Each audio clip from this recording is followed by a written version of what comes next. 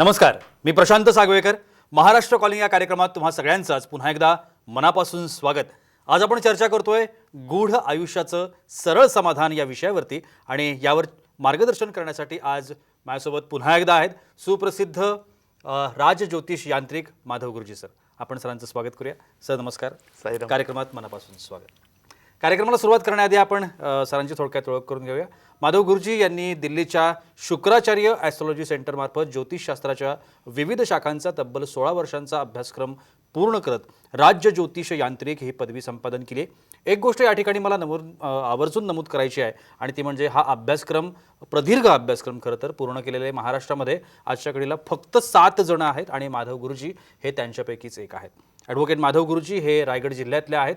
त्यांच्या घराण्याला ज्योतिष विद्याशास्त्रांची 7 पिढ्यांची परंपरा आहे आणि ॲडव्होकेट माधव गुरुजी हे त्याचे 7वे वंशज आहेत आणि हे कार्य आणि घराण्याची ज्योतिषशास्त्राची परंपरा जी आहे ती ते पुढे छान पद्धतीनं चालवतात. ॲडव्होकेट माधव गुरुजी हे कायद्याचे पदवीधर देखील आहेत. प्रतिभा ॲस्ट्रॉलॉजी सेंटर हे पनवेल आणि दादर मुंबई या ठिकाणी आहे आणि त्या ठिकाणी माधव गुरुजी हे दोन्ही सेंटरमध्ये आपली सेवा बजावत असतात. ॲडव्होकेट माधव गुरुजी यांना भेटण्याकरता आपण पनवेल या सेंटरवरती सोमवार ते शुक्रवार या दिवसांमध्ये आणि प्रत्येक शनिवारी आणि रविवारी शिवाजी पार्क दादर मुंबई या ठिकाणी गुरुजींना तुम्ही भेटू शकता. अजून एक गोष्ट या ठिकाणी मला आवर्जून नमूद करायची आहे आणि ती म्हणजे आता ॲडव्होकेट माधव गुरुजी यांचं मार्गदर्शन आपल्याला पुण्यामध्ये सुद्धा मिळणार आहे. नोव्हेंबर महिन्याच्या 27, 28 आणि 29 या 3 दिवशी ॲडव्होकेट माधव गुरुजी हे पुण्यामध्ये कन्सल्टेशनसाठी येत आहेत.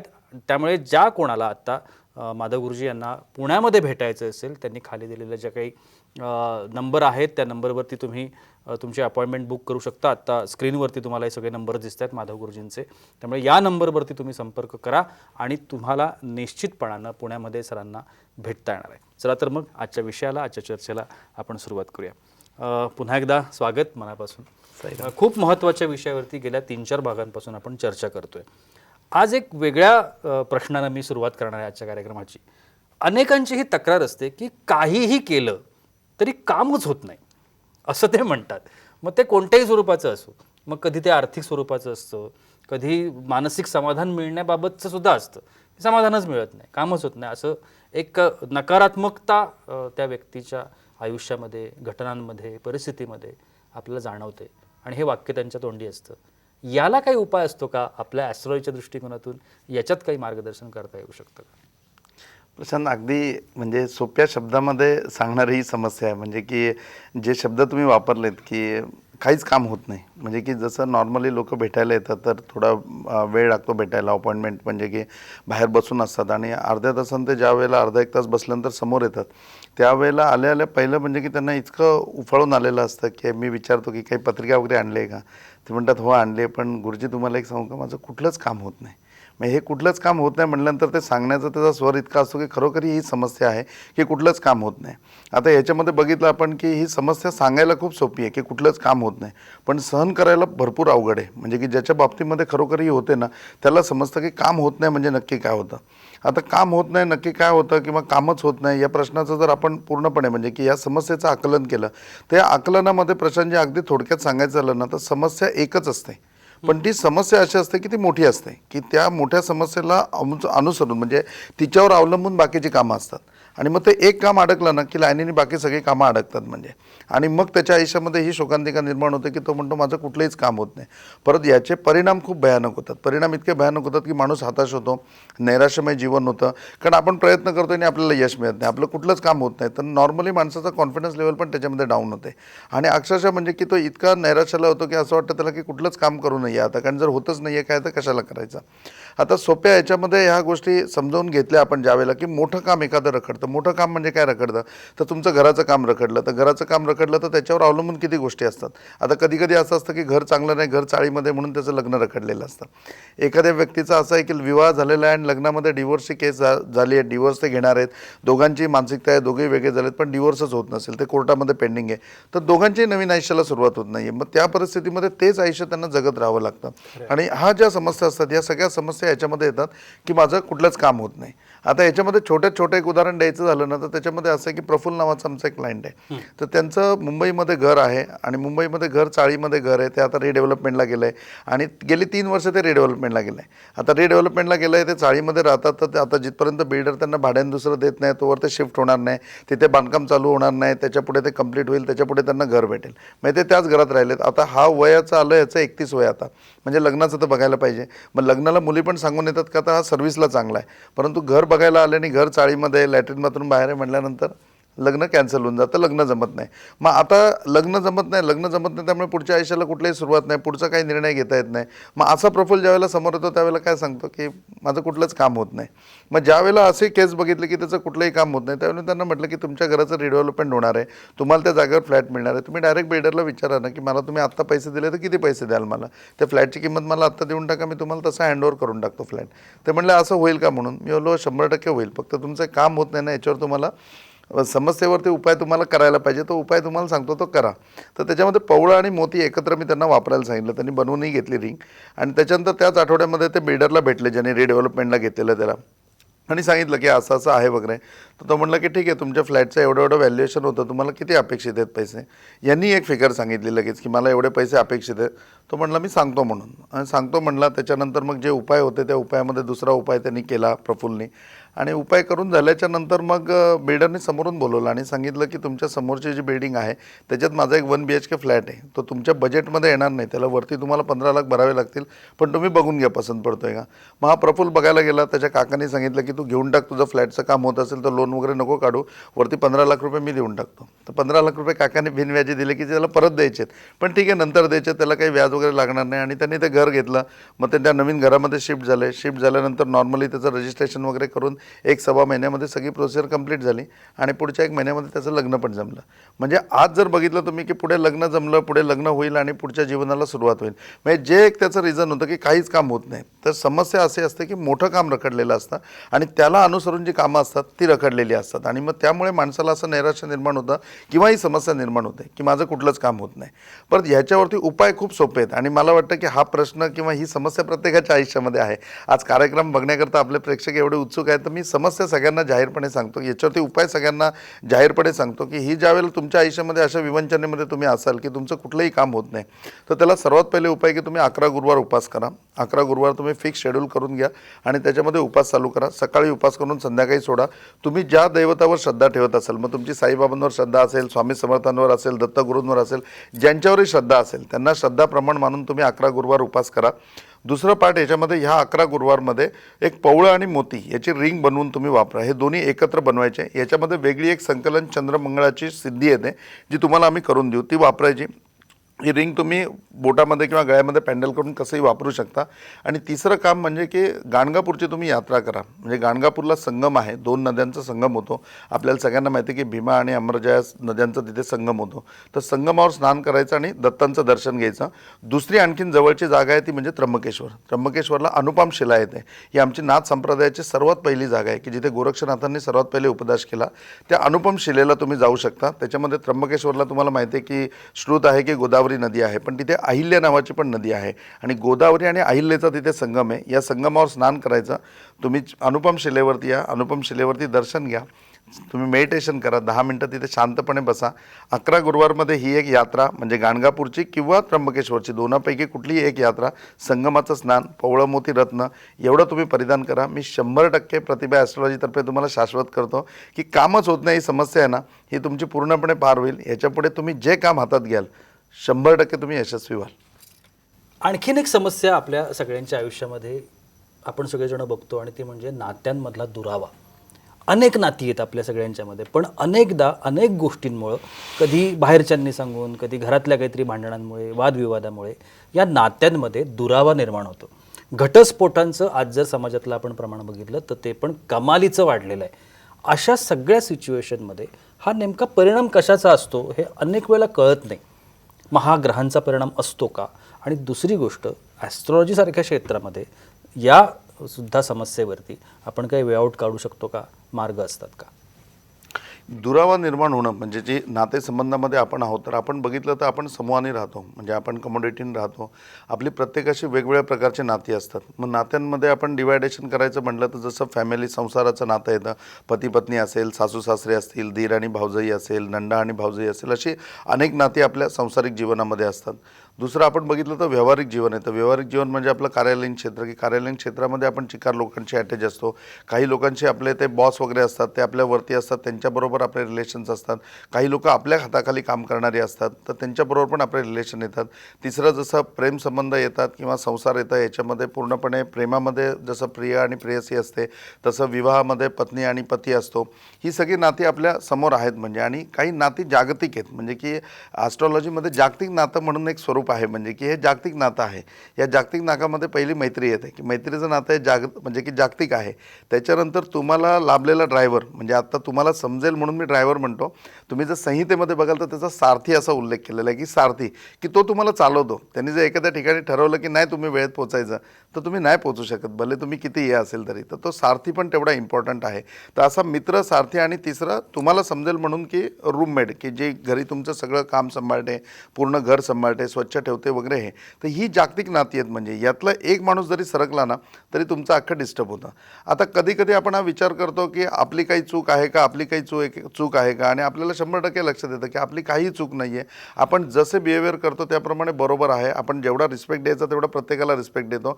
पण अचानकपणे आपल्या लक्षात येतं की नात्यामध्ये दुरावा निर्माण होते. नातेवाईक आहेत ते आपल्याकडे लक्षच देत नाही, आपल्याला सोडून चालले आहेत, आपल्याबद्दल काही काही वादविवाद होत आहेत. आणि मग हे वादविवादाचे जे म्हणजे की रिलेशन्स म्हणजे क्वांटिटी चालू होते, ही सगळीकडे चालू होते. म्हणजे ऑफिसमध्ये पण हेच प्रकरण होतं, घरामध्ये पण हेच प्रकरण होतं, बाहेर आपण जे ड्रायव्हर मित्र ह्याच्यामध्ये पण सगळ्या याच गोष्टी चालू होतात. आणि मग या गोष्टी चालू होतात त्यावेळेला निश्चितपणे दुरावा निर्माण होतो. आता आपल्याला असं वाटतं की हे मानसिक आहे, आपले संबंध आहे, प्रेम आहे आणि ते बोलणं आहे, काहीतरी आपल्याला ह्याच्यामुळे राग आला असेल किंवा त्या गोष्टीमुळे राग आला असेल. पण कधी कधी तुमच्या लक्षात येतं की कुठलंही कारण नाही आहे, पण कुठलंही कारण नसताना सुद्धा प्रत्येक ठिकाणी दुरावा निर्माण होतो आहे. निश्चितपणे प्रशांतजी, मी तुम्हाला सांगतो की याच्यामध्ये ग्रहांचा मोठा रोल असतो. कारण मनाची कारकता आहे ना ही पूर्णपणे चंद्रावर अवलंबून आहे. एकदा चंद्र बिघडला किंवा चंद्रबळ कमी झालं, नात्यांमध्ये 100% दुरावा निर्माण होतो. दुसरे असे काही ग्रह आहेत की ज्याच्यामध्ये बुध आहे, हा बुध चंद्राबरोबर जर खराब झाला तर 100% तुमच्या कम्युनिकेशनमध्ये गॅप निर्माण होते. बुध मंगळाबरोबर खराब झाला तर 100% तुमच्या सांसारिक जीवनामध्ये प्रॉब्लेम निर्माण होतात. आणि तिसरा रवी, की रवी जर चंद्रामुळे खराब झाला तर रविचंद्राच्या युतीमध्ये रवी डाऊनमध्ये असेल तर 100% ही समस्या तुम्हाला तुमच्या व्यावहारिक जीवनामध्ये येते. आता याचं एक उदाहरण तुम्हाला बघायचं झालं तर आमचे एक चांगले सर आहेत की जे चांगल्या ठिकाणी जॉबला आहेत, त्यांचे सगळ्यांबरोबर चांगले रिलेशन आहेत. नॉर्मली त्यांना गाडी आहे, ड्रायव्हर आहे, सगळ्या गोष्टी आहेत आणि पगारही चांगला आहे. त्यांच्या बॉसने एकाएकी त्यांना सांगितलं की तू कॅबिनमध्ये येत नको जाऊ म्हणून, माझ्या म्हणजे मला तुझं कामाचं स्वरूप पटत नाही आणि मला तुला काही बोलायची इच्छा नाही ज्यावेळेला आपले रिलेशन कन्सिडर करून. असं त्यांच्याबरोबर जवळजवळ 6 वर्ष काम करतो आहे. आणि 6 वर्षांनंतर बॉसने जर सडनली सांगितलं की तू माझ्या कॅबिनमध्ये नको येऊ, मला तुझं काम आवडत नाही, त्या माणसावरती काय प्रसंग बितला असेल. म्हणजे परत ते तिकडनं आल्याच्या नंतर असं आलं की त्यांच्या ड्रायव्हरचा फोन आला. ड्रायव्हरने फोन करून सांगितलं, सर मला शेड्यूल खूप ॲक्टिव्ह होतं आहे, पुढचा हा माझा शेवटचा महिना आहे, पुढच्या महिन्यापासून मी कामावर येणार नाही. तर ते म्हणले की ठीक आहे. म्हणजे हे दोन्ही धक्के ते सहन करत नाही. तर त्यांच्या ऑफिसमध्ये एक मैत्रीण आहे, तिला ते दररोज घरी सोडतात. तिने नवीन गाडी घेतली त्यामुळे ती आता गाडीवरनं जाणार आहे, तीही त्यांच्याबरोबर नाही. म्हणजे हे ऑफिस आणि बाकी सगळ्या गोष्टींमध्ये ऑफिसच्या रुटीनमध्ये एकाकी पडले. त्याच्यानंतर घरी आले तर घरी आल्याच्या नंतर म्हणजे की नॉर्मली याच्यामध्ये पती पत्नीमध्ये काही गोष्टींवरनं पत्नी म्हणली की तुम्ही लक्षच देत नाही, माझ्यावरती जबाबदाऱ्या वाढल्यात, ह्याच्याने तिची कटकट झाली. ठीक आहे म्हणले की तिला सांगू आपण काहीतरी, स्वाभाविक आहे म्हणून शांत बसले. तर आई वडिलांनी बोलून घेतलं आणि आई वडिलांनी सांगितलं, तुझं लक्ष कुठे आहे, तुझं जर आमच्याकडे लक्ष द्यायला तुला जमत नसेल तर आम्हाला वृद्धाश्रमामध्ये ठेवा, आम्ही आमची काळजी घ्यायला ओके आहे. या सगळ्या गोष्टीचं ज्यावेळेला बंबार्डिंग नॉर्मली 2-3 दिवसामध्ये होतं त्यावेळेला त्याच्या लक्षात आलं की आपण काहीतरी प्रॉब्लेममध्ये आहोत. आणि तेव्हा तो ॲस्ट्रॉलॉजीमध्ये आला आणि ही परफेक्ट वेळ आहे. म्हणजे की असं जर काही प्रसंग तुमच्यावरती येत असेल, नात्यामध्ये दुरावा निर्माण होत असेल, तर निश्चितपणे तुम्ही त्यावेळेला ॲस्ट्रॉलॉजीचा सहारा घेतला पाहिजे. ॲटलिस्ट हे समजून घ्यायला पाहिजे की तुमच्या लाईफमध्ये असं का होतं आहे. कारण याच्यामध्ये आहे ना 100% परिवर्तनाचा सिद्धांत असतो. जेव्हा तुमच्या आयुष्यामध्ये परिवर्तन होणार असतं, मग ते चांगलं होणार असेल किंवा वाईट होणार असेल, त्याच्या अगोदर तुमच्या रिलेशनमध्ये दुरावा निर्माण होतोच. म्हणजे दुरावा निर्माण होणं ही घटित आणि अघटित या सिद्धांताची वाटचाल आहे. म्हणजे तुमच्या आयुष्यामध्ये काहीतरी चांगलं होणार आहे किंवा तुमच्या आयुष्यामध्ये काहीतरी खराब होणार आहे, याचा पहिला संकेत तुम्हाला हा मिळतो की तुमच्यामध्ये दुरावा निर्माण होतो. त्यांची मी संपूर्ण पत्रिका बघितली आणि मी सांगितलं की सर तुम्ही हे तुमच्या पद्धतीने शांतपणे हँडल करा, पण याच्याबरोबर तुम्ही यांना एक 2 मुखी रुद्राक्ष वापरा किंवा 5 रत्न वापरा, याच्याने हा प्रॉब्लेम सॉल्व्ह होईल. त्यांनी त्याप्रमाणे ते रत्न वगैरे परिधान केलं आणि त्याचा इम्पॅक्ट असा पडला की त्यांच्या बॉसने त्यांना सांगितलं की तुझं यांना प्रमोशन झालं आहे म्हणजे, आणि आपली नवीन ब्रँच जी आहे जी आपण करतोय ती मल्टीनॅशनल लेवलला आहे, बाहेर आहे, तर तुला तिचा पूर्ण सेटअप करण्याकरता 6 महिन्याकरता तुला बाहेर जायचं आहे, म्हणजे आउट ऑफ इंडिया जायचं आहे. त्याच्या तू प्रिपरेशनला लाग आणि त्याच्याकरता लागणारं जे काही वेबसाईटी आणि पूर्णपणे म्हणजे आय टी सेक्टर आहे जे तुला अपडेट करायचं आहे, ह्याच्याकरता तुला अंधेरी ऑफिसला जायचं आहे. ज्या मॅडम होत्या, जी त्याची मैत्रीण होती, त्या मैत्रिणीला तू बरोबर घेऊन जा आणि तुम्ही दोघं मिळून ते कंप्लीट करा, समजून घ्या आणि तू फॉरेनला निघून जा आणि याच्याबद्दल कंपनी तुला 6 लाखाचा ॲप्रिझल देणार आहे. मग ह्या सगळ्या गोष्टी एकदम त्यांच्या हातामध्ये पडल्या. त्याच्यानंतर त्यांनी घरी येऊन सांगितलं आता हा 6 महिने बाहेर जाणार आहे म्हटल्यानंतर घरामध्ये पुन्हा सगळ्यांची अटॅचमेंट वाढली आणि मग रिझल्ट असे आले की घरच्यांचा जो दुरावा निर्माण झालेला होता तो आणखीन क्लोज झाला. आईवडिलांना त्यांनी विचारलं काय करू, मी जाऊ की नको, ते म्हणले नाही 100% जा, आम्ही तुझ्या कुटुंबामध्ये पूर्णपणे लक्ष देऊ, पूर्णपणे सगळं आम्ही हँडल करू, तू बिंदास जा म्हणजे. आणि मग ते परदेशामध्ये गेले. म्हणजे थोडक्यामध्ये जीवनामध्ये जेव्हा परिवर्तन येणार असतं त्याच्या अगोदर दुरावा 100% निर्माण होतो. तुमच्या आयुष्यात दुरावा निर्माण होत असेल तर नक्की तुम्ही ॲस्ट्रॉलॉजीचा सहारा घ्या, समजून घ्या तुमच्या आयुष्यात येणारं परिवर्तन काय आहे, चांगलं आहे का वाईट आहे.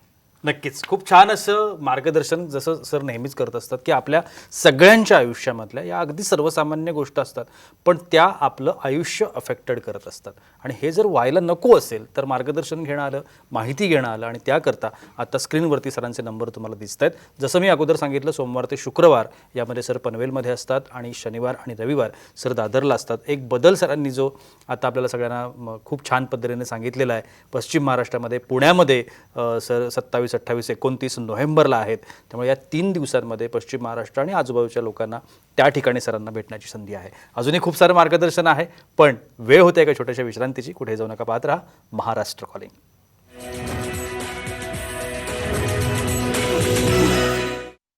महाराष्ट्र कॉलिंगमध्ये तुम्हा सगळ्यांचं पुन्हा एकदा मनापासून स्वागत. ॲडव्होकेट माधव गुरुजी आपल्याला मार्गदर्शन करत आहेत. सर जसं आता वेगवेगळ्या विषयांवरती आपण बोलतोय, आणखीन एक घटना सगळ्यांच्या आयुष्यामध्ये सातत्याने घडते की वाईट घटना घडायला सुरुवात होते आणि त्या सातत्याने घडत राहतात. म्हणजे एकातून बाहेर पडलं की दुसरं, दुसऱ्यातून बाहेर पडलं का तिसरं, तिसऱ्यातून बाहेर पडलं का चौथं, अशा तो वाईट घटनांच्या चक्रव्यूहामध्ये अडकतो. तर हे नेमकं कशामुळे घडत असतं आणि याला काही ॲस्ट्रॉलॉजीमध्ये आपल्याला उपाय करता येतो का? 100% प्रशांतजी, अशी घटना माणसाच्या आयुष्यामध्ये घडायला सुरुवात होते आणि म्हणजे की जो तुम्ही शब्द वापरला की या घटना वाईटच असतात. एक आहे ना, आम्हाला ज्यावेळेला शिकवत होते त्यावेळेला आम्हाला खूप एक चांगलं वाक्य शिकवायचे. त्या वाक्याचं असं होतं हिंदीमध्ये की मुसीबतें तब तक दरवाज़ा खटखटाएगी जब तक आप खोलते नहीं और खुशनसीबी खाली एक बार नॉकिंग करेगी, आप जीवन में सतर्क रहने चाहिए. म्हणजे संकट तिथपर्यंत दार वाजवत राहतील की जिथपर्यंत तुम्ही उघडत नाही आणि खुशनसीबी फक्त एकदा नॉकिंग करेल. तुम्ही आयुष्यामध्ये सतर्क राहायला पाहिजे. ॲस्ट्रॉलॉजी किंवा ही संपूर्ण शास्त्र जी आहेत ही तुम्हाला आयुष्यामध्ये सदैव सतर्क राहायला सांगतात. निश्चितपणे आयुष्यामध्ये अशा घटना घडतात की आपल्याला असं वाटतं की संकट कधीच एकटं येत नाही. म्हणजे म्हणतात ना की आयुष्यामध्ये वादळ आलं तर वादळ शब्द का वापरतात, तर एक संकट कधीच येत नाही, त्याच्या पाठीमागे अनेक संकटं एकमेकाच्या हातात हात घालून येतात असं वाटतं. आणि ज्या वेळेला स्वतःवरती प्रसंग येतो ना, म्हणजे ही कंडिशन जो फील करतो त्यावेळेला त्याला तर असं वाटतं की आता म्हणजे अशा साखळ्या संकटांच्या येत आहेत की एकमेकाच्या हातात घेऊन माझ्यावरती संकटं येत आहेत आणि खरोखरी परिस्थिती तशी उद्भवते. म्हणजे आणि कधीकधी ह्याची सिरीज अशी असू शकते, ह्याला सिरीज म्हणतो आम्ही, की एखाद्याच्या बाबतीमध्ये कंटिन्युअसली सिरीज होते. म्हणजे एखादा त्याच्यावरती पोलीस स्टेशनला गुन्हा दाखल होतो, तो त्याच्यामधनं सुटला, 2 महिने जात नाही, 2 महिन्यांनी पुन्हा त्याच्यावर गुन्हा दाखल होतो. अशा प्रकारे काय ना काय सिरीजली त्याच्यावरती चालू व्हायला सुरुवात होते. ही एकाच्या बाबतीतही होऊ शकते आणि प्रशांतजी पूर्ण कुटुंबाच्या बाबतीतही होऊ शकते.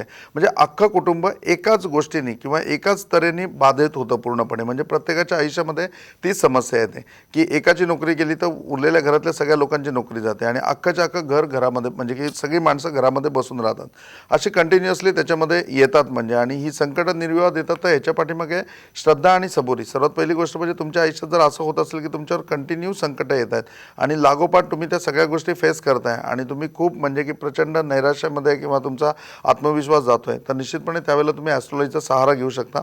ॲस्ट्रॉलॉजीमध्ये श्रद्धा आणि सबुरी, की तुम्ही सर्वात पहिली गोष्ट म्हणजे की पेशन्स तुमच्यामध्ये वाढायला पाहिजेत आणि कामावरती निष्ठा, म्हणजे की तुम्हाला जरी संकट येत असली तरी तुम्ही तुमचा स्वतःवरचा आत्मविश्वास आहे तो ढळून नाही दिला पाहिजे. आणि या दोन्ही गोष्टी ॲस्ट्रॉलॉजीने पूर्णपणे मेकअप होतात.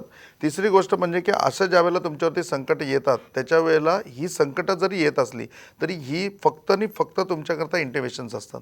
म्हणजे धोका याच्या पाठीमागे असतो आणि धोका हा खूप मोठा असतो. मोस्टली प्रवासाच्या बाबतीमध्ये अशा प्रकारचे संकेत येतात, वास्तूच्या बाबतीमध्ये अशा प्रकारचे संकेत येतात. एक तर तुमच्या वास्तूमध्ये काहीतरी प्रॉब्लेम होणार आहे, नाही तर तुमच्या प्रवासामध्ये काहीतरी प्रॉब्लेम येणार आहे.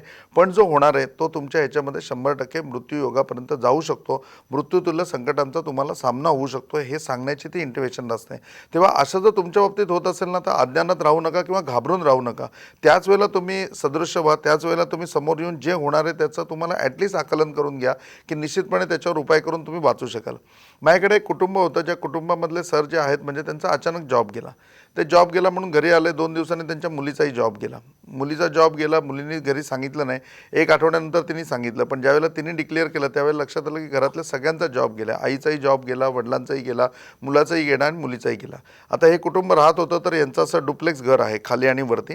वरचा मजला आहे तो त्यांनी भाड्याने दिलेला होता. तिथे गव्हर्नमेंट सर्वंट राहत होते, ते तहसीलदार होते. तर त्यांना पण सॅलरी चांगली होती आणि त्यांचं घर मोठं होतं. जसं खाली मोठं घर आहे तसं वरती घर मोठं आहे. तर त्यांचं 30,000 रुपये फक्त रेंट येत होतं, त्यांना 30,000 रेंट येत होतं. परंतु अचानक त्यांचीही बदली झाली, त्यामुळे तेही तिकडनं सोडून निघून गेले. त्यामुळे ते म्हणजे की भाडं जे आहे तेही बंद झालं.